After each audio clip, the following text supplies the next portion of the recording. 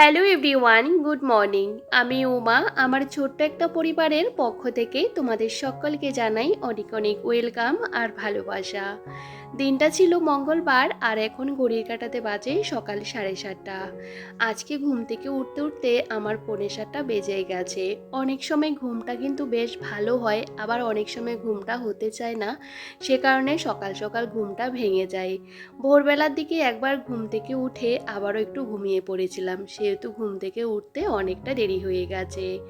যখন দেরি করে ঘুম থেকে উঠি তখন ক্যামেরা নিয়ে আর ছোটাছুটি করি না, ওই যে বাসি ঘরটা ঝাড় দিয়ে উঠোনটা ঝাড় দিয়ে তারপরে ঘরের সামনে একটু জল ছেটা দিয়ে নিজে ফ্রেশ হয়ে আর সকালবেলা ছেলের খাবার দাবারগুলো রেডি করে নিলাম।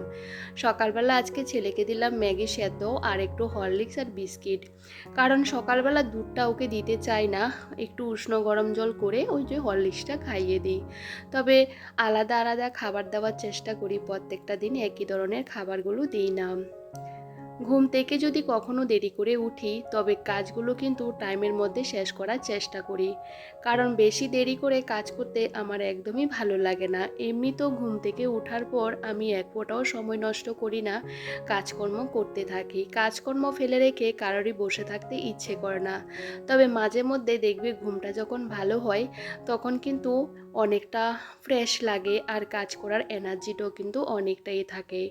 আর দেরি করে ঘুম থেকে উঠলে অনেক সময় বসে থাকলে দেখবে শরীরটা আরও ভীষণ খারাপ লাগে। আর সকালটা কিন্তু আমাদের প্রচণ্ড ব্যস্ততম দিন, কারণ প্রচণ্ড ব্যস্ততার মধ্যে দিয়ে দিনটা শুরু হয়।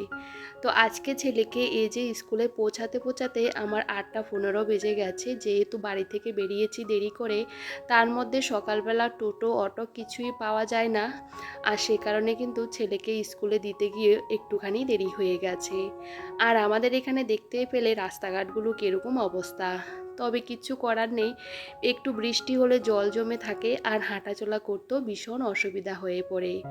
তবে জানো তো, বাড়ির বাইরে বেরোতে ইচ্ছে করে না, তারপরেও কিন্তু কোনো উপায় নেই, বেরোতেই হয়। যাই হোক, এদিকে বাড়ি আসার পর আর এক ফোঁটাও বসি না যে কখন কাজগুলো কমপ্লিট করব।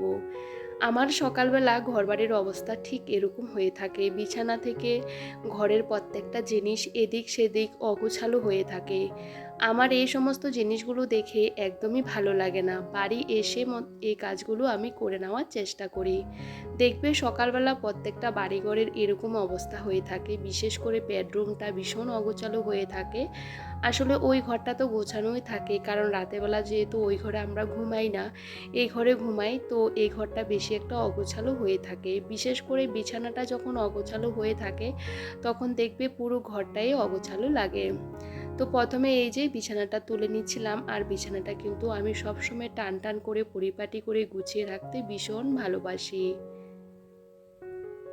আর বিছানাটা দেখবে যত টান টান করে গুছিয়ে রাখবে ঘরটা দেখতে কিন্তু ততটা ভালো লাগে।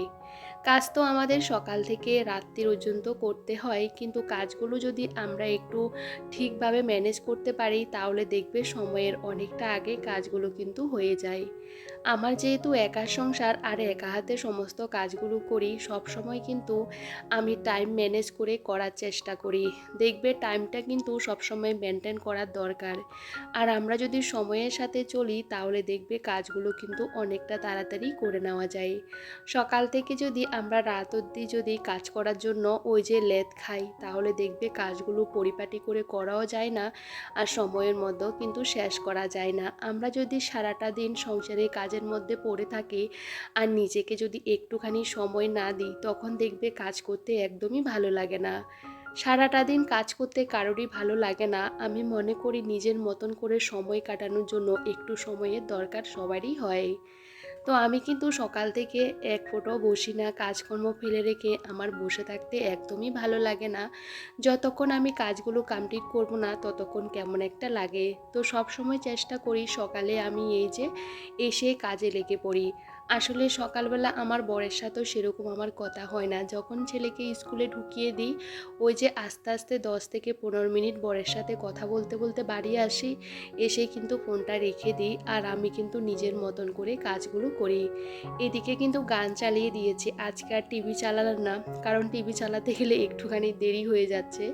তো সে কারণে মোবাইল চালিয়ে দিয়েছি। আর আমার পুরোনো দিনের গানগুলো শুনতে এত এত ভালো লাগে, তোমাদের কী আর বলবো। দেখবে নতুন আমরা যত কিছু দেখি না কেন, পুরনো জিনিসগুলোর মধ্যে আলাদা একটা ভালো লাগা কাজ করে, তাই না? বিশেষ করে আমার পুরনো গানগুলো এত ভালো লাগে, আর সেগুলো শুনতে শুনতে আমি কিন্তু ঘরের কাজগুলো করে নিই। আর দেখবে সকাল সকাল দেখবে মাইন্ডটা যদি ফ্রেশ থাকে, প্রত্যেকটা কাজও কিন্তু ভালোভাবে গুছিয়ে করা যায়। গুছিয়ে কাজ করার জন্য কখনো কিন্তু কোনো কিছুর প্রয়োজন হয় না, একটু বুদ্ধি করে চলি। আর বুদ্ধি করে চললে না সমস্ত কাজগুলো কিন্তু টাইমের মধ্যেও করা যায়। আর সমস্ত কাজগুলো পরিপাটি করে করতে গেলে এভাবে কাজ করলে দেখবে সময়ের অনেকটা আগে কাজকর্ম হয়ে যায়। ঘরের ভিতরে আমরা কত জিনিস রাখি, কিন্তু সেগুলোকে যদি ভালোভাবে মেনটেন না করতে পারি, ঘরের ভিতরে কোনো জিনিস রাখার কোনো প্রয়োজনও হয় না। তবে আমি চেষ্টা করি আমার ঘরের জিনিসগুলোকে প্রত্যেকটা দিন একবার হলেও মুছতে। কারণ ঘরের ভিতরে জিনিসপত্রগুলোর মধ্যে ধুলো বালি পড়ে থাকলে ঘরটা দেখতেও কেমন একটা লাগে, যতই আমরা গুছিয়ে রাখি না কেন। আমার কিন্তু বেডরুমটা গোছাতে একটুখানি সময় লাগে, যেহেতু ঘরের ভিতরে আমার ফার্নিচার আছে আর এটা সেটা জিনিসপত্র আছে, সবটা আমি মুছি। তারপরে কিন্তু গুছিয়ে তারপরে ঘরটা ভালো করে ঝাড় দেওয়ার চেষ্টা করি। আর ঘরটা যখনই ঝাড় দিই, একটু ভালোভাবে ঘরটা ঝাড় দিয়ে নিই, যাতে পরবর্তীকালে ঘরটা মুছতে আমার কোনো রকম অসুবিধা না হয়। ঘর থেকে আমার সেরকম কিছুই বেরোয় না, শুধু মাথা থেকে এত এত চুল পড়ে, সে চুলেই শুধু বেরোয়। তবে জানো তো, সবসময় কিন্তু মাথাটা বাইরে আঁচড়াই, তারপরে আয়নার সামনে এসে একটু দেখে আবারও আঁচড়াই, সে কারণে একটু একটু চুল পড়ে যায়। আর আমার না প্রচণ্ড পরিমাণে ওই যে চুল ওঠে, আমার ছেলে হওয়ার পর থেকে এত এত চুল উঠে, এখনও পর্যন্ত আর বন্ধ করতে পারলাম না। যাই হোক, একটা সময় মাথা ভর্তি কিন্তু আমার চুল ছিল, এখন তো সে চুল আর নেই। তবে একদমই পাতলা হয়ে গেছে। অনেক সময় আগের চুলগুলো দেখলে না ভীষণ মনটা খারাপ হয়ে যায়। তবে যাই হোক, সকাল সকাল এই যে বেডরুমটাকে খুব সুন্দর করে গুছিয়ে নিয়েছি। আর আমার বেডরুমটা যদি গোছানো থাকে না, আমার মনটা অনেকটা ভালো লাগে। এদিকে কালকে কিছু জামা কাপড় হালকা ভিজেছিল, সেগুলো কিন্তু ওই যে এখানে দিয়ে রেখেছিলাম, সেগুলো শুকিয়ে গেছে। তো এখন গুছিয়ে জায়গাতেই রেখে দেব। আমি কিন্তু ঘরের ভিতরে সেরকম ভিজে জামা কাপড় দিই না, তবে একদম শুকিয়ে গেলে সেগুলো পাখার নিচে এভাবে দিয়ে রাখি। তবে যাই হোক, ঘরের ভিতরে সেরকম ভিজে জামা কাপড় দিতে চাই না, কারণ ঘরটাও কেমন একটা ভ্যাপসা গন্ধ হয়ে থাকে, সেই কারণে পাকার নিচে এই যে আধ ভিজে জামা কাপড়গুলো দিয়ে রাখলে না বেশ শুকিয়ে যায়। যাই হোক, বিছানাপত্রগুলো সকালবেলাও গুছিয়েছিলাম, কারণ ছেলেকে রেডি করাতে গিয়ে ও তো যা দৌড়াদৌড়ি করে লাফালাফি করে, কি আর বলবো, তো শান্তভাবে বসাতে হয়। তো ভাবলাম আগে ঘরের কাজগুলো করে নিই, আজকে একটু বাইরে জায়গাগুলো একটু পরিষ্কার করব। আসলে কি বলতো, যেখানে বাসন কোসন মাজি সেখানে না দুদিন ছাড়া ছাড়া পরিষ্কার করতে হয়, শ্যাওলা পড়ে যায়, তো ওই যে জল পড়ে না, সে কারণে। আর ইটগুলো না আমার ওই যে চারদিকে দেওয়া, সেগুলোর মধ্যেও না শ্যাওলা পড়ে যায়। পরশুদিন না আমি পড়ে গেছিলাম স্লিপ কেটে আর কি। তো আমি সবসময় কিন্তু শ্যাওলাগুলো পরিষ্কার করে রাখার চেষ্টা করি, কারণ ছোট বাচ্চা কাচ্চা থাকলে বুঝতেও পারো। তো বাইরে যেহেতু ইটগুলো পরিষ্কার করব, আর বারান্দার সামনেও কিন্তু অনেক শ্যাওলা পড়ে গেছে, সেগুলো একটু পরিষ্কার করব। না হলে না কেমন একটা লাগে, দেখতেও ভীষণ বাজে লাগে। তো ভাবলাম ওই কাজগুলো করব, তার আগে ঘরের কাজগুলো সেরে নিই। এদিকে দুটো ঘর ভালো করে গুছিয়ে ঘরগুলো মুছে নিচ্ছিলাম, কারণ ঘরের কাজগুলো হয়ে গেলে না বাইরের কাজগুলো করে নিয়ে তারপরে স্নান করে নেব। তো যাই হোক, এদিকে ঘর বারান্দা রান্নাঘর সবটা মুছে নিচ্ছিলাম। আর দেখবে সকাল সকাল যদি ঘর তোর মোছা হয়ে যায় না, চারদিকে ভীষণ ফ্রেশ লাগে। আর এই মুহূর্তে কিছুটা সময় চলে গেছে, এদিকে বাইরের জায়গাগুলো পরিষ্কার পরিচ্ছন্ন করে নিলাম। আর বাইরে আমার কচু গাছ ছিল, জানো তো, কচু গাছের অনেক লতি বেরিয়েছে। তো সেই লতিগুলো কিছুটা তুলে নিলাম, তবে আজকে আর রান্না করবো না, লতিগুলো বাইরে রেখে দিয়েছি, ওই যে কালকেই রান্না করব। আমার লতি খেতে ভীষণ ভালো লাগে। আমার বাড়ির সামনে না অনেকগুলো কচু গাছ, আর সেগুলো কিন্তু বাউন্ডারির ভিতর দিয়ে ঢুকে পড়ে। তো বাউন্ডারির ভিতর দিয়ে যে লতিগুলো ঢুকে সেগুলো কিন্তু আমি তুলে নিই। আর বাইরের কচু গাছগুলো এত এত বড় বড় হয়ে গেছে, ওখান থেকে কচুর লতি তুলতে গেলেও আমার ভয় লাগে, তো সেগুলো আর তোলা হয় না, ওই যে ভিতরেরগুলো তুলে নিই। যাই হোক, এদিকে দেখো স্নান দান করে চলে আসলাম এই যে পুজো করতে। আজকেও না গাছে বেশি একটা ফুল নেই আর কি, সবাই তুলে নিয়ে চলে যায়। আসলে সকাল সকাল সবাই এসে না ফুল নিয়ে যায়, কাউকে বারণ করতে পারি না। তো কয়েকটা ফুল কিন্তু রেখে গেছে, তো অল্প ফুল দিয়ে আমি আজকে পুজোটা কমপ্লিট করলাম। আর আজকে যেহেতু বাইরের জায়গাটা পরিষ্কার করেছি, আর অনেকটা সময় কিন্তু ওখানে লেগে গেছিলো। আর আমার পুজো করতে করতে 10টা 15 বেজে গেছিলো। তাড়াতাড়ি রেডি হয়ে ছেলেকে স্কুল থেকে নিয়ে আসলাম। ওর তো 10:30টায় স্কুল ছুটি হয়ে যায়। আসলে কি বলতো, আজকে একটু দেরি হয়ে গেছে, কারণ এসে আজকে ভাবলাম সকালে ব্রেকফাস্টটা করব। সকাল থেকে কিচ্ছুই খাওয়া হয়নি জানো তো। সকালবেলা যদি কখনো যদি কিছু না খেতে পারি না, ওই যে আমার খেতে খেতে অনেকটা দেরি হয়ে যায়। তো ভাবলাম প্রত্যেকটা দিন তো ছেলেকে স্কুল থেকে নিয়ে এসে বাড়িতে কিছু না কিছু দিই, তবে আজকে একটু পাস্তা করে দেব, সাথে আমিও খাবো। এমনিতেও পাস্তাটা খাওয়া হয় না জানো তো, কারণ ওই যে পাস্তার করা হয় না আর খাওয়া হয় না। আর আমি তো বেশি একটা এটা সেটা খেতে চাই না, সবসময় হালকা খাবার খাওয়ার চেষ্টা করি। তবে মাঝে মধ্যে কিন্তু এই সমস্ত খাবারগুলো খেতে সবারই ভালো লাগে।